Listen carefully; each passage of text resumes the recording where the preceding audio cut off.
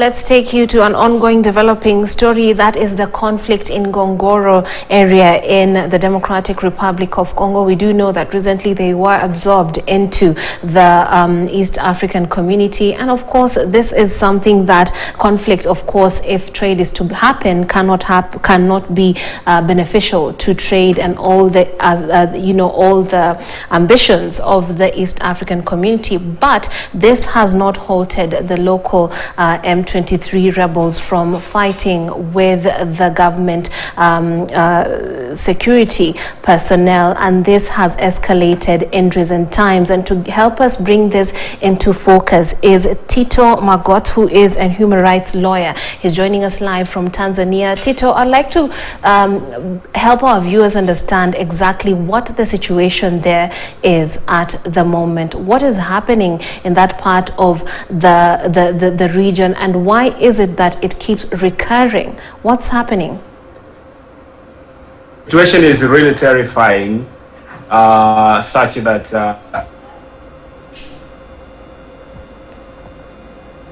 the saga is really, his government has not really taken some durable measures to address these atrocities. Yes. To the extent that now they are trying to inflict their decision into citizens without actually having their consent, which is why we have had for the past, for the last week, and also this week onwards, we are hearing events of people going missing,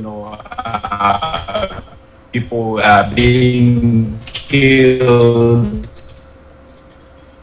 at least the people getting arrested and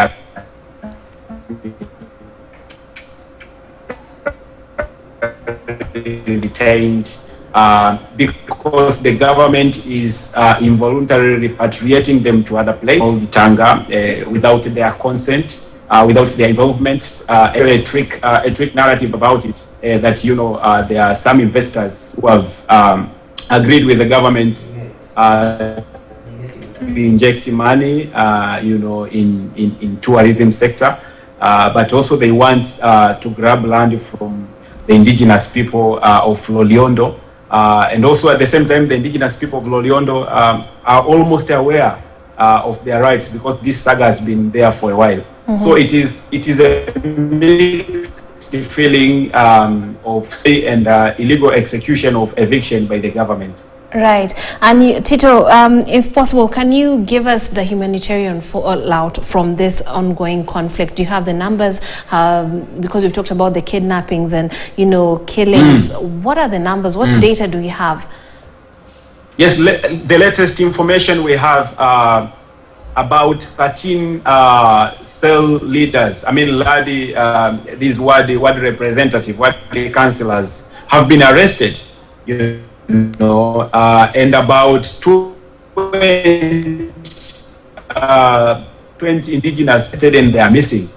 Their names are circulating all over the social media. But also we had one incident. This was reported by the government that a police officer was actually killed in a fight with civilians.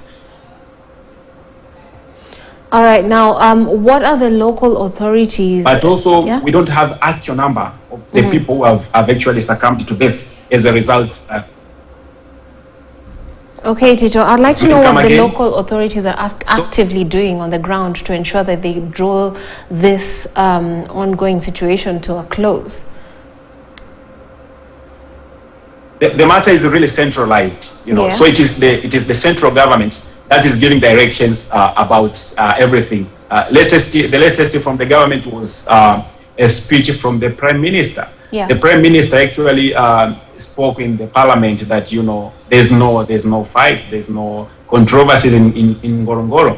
But a day later, a police officer was reported to have succumbed to death, and this was by the regional commissioner.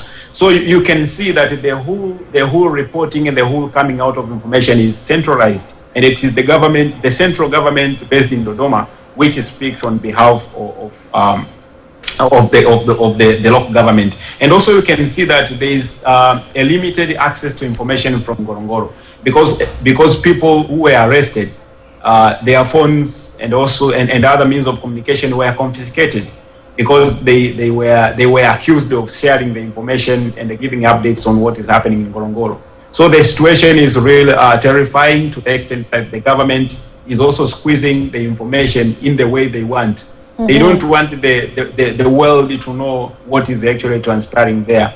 And as you see, they are squeezing it to sound like, it is the area has no dispute, that it is not about ownership of the land, but it is a legitimate government's move to plan and to conserve the nature.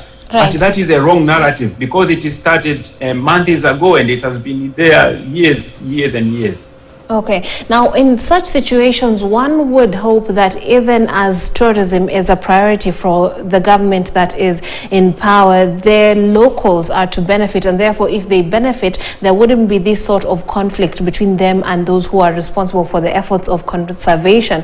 Is there a way that this can be realized and we can have a win-win situation? Yes, that much I agree, because had they participated in this exercise, we wouldn't have these kind of controversies. Yes, because it is the only component of citizens' participation, right? Which is why they are complaining. And you can see even in the parliament, we haven't had a tangible conversation about this. Everyone is squeezed. The citizens were sidelined to the extent that we hear some voices from Kenya, MPs from Kenya are the ones who are speaking about inclusion. So, and the Maasai people are indigenous people. They are protected by international laws. And Tanzania signed international commitments to observe and protect the rights of indigenous people. So it is really challenging. And we think the better way forward is for the government to disarm the police and actually sit down and chat with the Maasai people, engage them accordingly in whatever mission they want to do, and hear from them, get their consent, because there are those who can really repatriate voluntarily, but you cannot force someone out of their ancestral land, yes, without their consent. Absolutely. And also these. Go ahead. And the killings, to speak the killings, because it has escalated to the extent that these people of Loliondo, they cannot access medical and health services because the government has disallowed these people to get a police form which allows them to go to the nearest hospital or health facility. This is wrong, because people have the right to access medical services and the health facilities. They are Tanzanians. Some are running to Kenya to look for medical attention, and it is wrong, because the government is giving the wrong information. It is not agreeing, it is not accepting that there's somewhere someone got it wrong, which is why we have achieved this misunderstanding, and we have achieved things that we couldn't really realize if at all they had engaged the Maasai people, and if at all they had followed the procedures of doing whatever they would wish to do. Right, Tito, in situations such as this, representation at key parts of government, especially in the legislature, are key in ensuring that unique solutions for unique problems of a particular community are realized. What is the face of representation when it comes to the Maasai people in the Tanzanian parliament, or even in the Tanzanian government of today? They have an MP. They have an MP of their own area, but surprisingly, whatever that is happening in the parliament is in the spirit of extended party caucus, because our parliament is a completely party caucus. Because most of the MPs, they are those MPs who got to power because of a controversial 2020 electoral process. Yes. So they are all apologists of the regime, which is why you cannot hear critical voices from them. So we are perplexed. We are perplexed. They rarely depend on the voices of the international community and voices of the well-wishers. Right. Now, if the international, as you have said, that the government is trying to control the narrative by limiting the amount of information that is coming out of there, if this would be something that is open and if the international community would hear or more about what's happening in that part of Tanzania, what do you feel, what kind of change can be put in effect? Do you expect that the international community would pile pressure on the Tanzanian government to actually do something?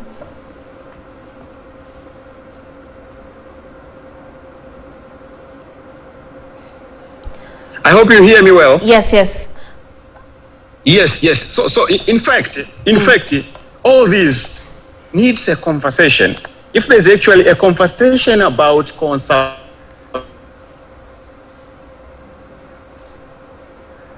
as defense of human problem is that we don't speak about these things, and which is why we believe that if the international community comes in, and if their voices are actually brought to a table by the government, there will be representation. Because even the international community, they are stranded. They get the wrong information. The media in Tanzania is not reporting about this matter. They are not reporting because of censorship. So I think the international community needs to bring to table the government of Tanzania and ask them about the measures, the effect of these measures. Ask them critically that where are we going as a nation, as a global community? Where are we going? Where is this taking us to? Because you cannot abuse human rights in the name of conservation. That is unacceptable. So we believe that if the international community comes with one voice, questioning the government of Tanzania, that why are we hearing about killings in a staged operation by the government? Right. This is terrible. A staged operation by the government. That the government is actually staging execution of something which endangers the rights of the people. They need to respond to this. Yes. They need to respond to this. They need to tell the world that what are we going to ensure that the rights of the indigenous people of Ngorongoro area are secured, are protected, are promoted. That is what we want to hear. And the government has to give the right information. Absolutely. Now, as we look into this matter, paint us a picture of the situation when things flare up like this and we're having displacement in certain times also as government tries to move the indigenous people from these places. What is the disruption to their day-to-day lives? Because we do know that they have to, of course, carry on their economic activities. There's also the matter of children going to schools. What is the face of the disruption that goes on when they are basically attacked? Is the cultural and their heritage that is being attacked in, if I am to go with your narrative? Yes, in fact, that is why I am overstressing on participation. Yes. That if people participate in a lawful process, they will eventually take whatever risk which comes with it. If you sit down with them, do an environmental and social impact assessment, you shall achieve there, you shall arrive there. Because even though you won't be able to compensate them or to redress them or put them to a position which they were at first, you'll be able to have their consent. That I have your consent to repatriate you from this land to that land. That is what we want. Because we cannot really bring them to a position in which they were. Think about access to services. Those who have been there for years and years. You repatriate them to a place where they walk around, where they walk up to 5 kilometers. Yeah. 5 kilometers to access a shop, a local shop. Or where they walk up to 20 kilometers to access a health facility. So you cannot really do these things without having calculated the social impact. Yes. I think the government needs to sit with these people, hear from them, share the plan. Share the plan. But you know what? We want to keep the conservation going. And the trick thing about Ngorongoro area is that is a shared ecosystem area. Yes. It is a shared ecosystem area. So you cannot entirely evict the people, but you can manage human activities therein. Right. And that is what we want. All right. Sit with them, ask them, what is an appropriate plan of having you go to this area? What is the plan of having conservation going on and human activities going on in this area? Right. And that is what we call impact assessment. What are the impact of we shifting you from this area? And what redresses you guys think the government should give for you to repatriate from this area? That's all about participation.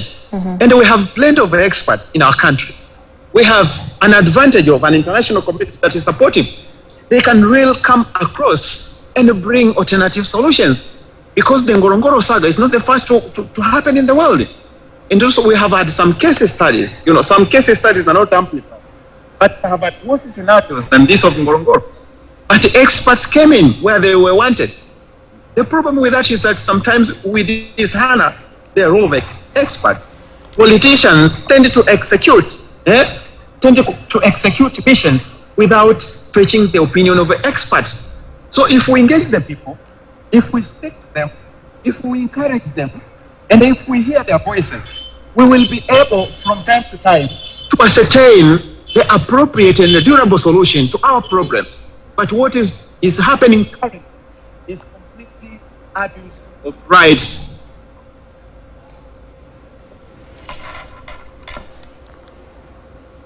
All right, thank you very much. Our guest is a human rights activist who is very well versed with the situation in Ngorongoro area in Tanzania, a conflict between the government and, of course, efforts to conserve the environment and, of course, the local Maasai community. There's a lot of humanitarian abuses that are ongoing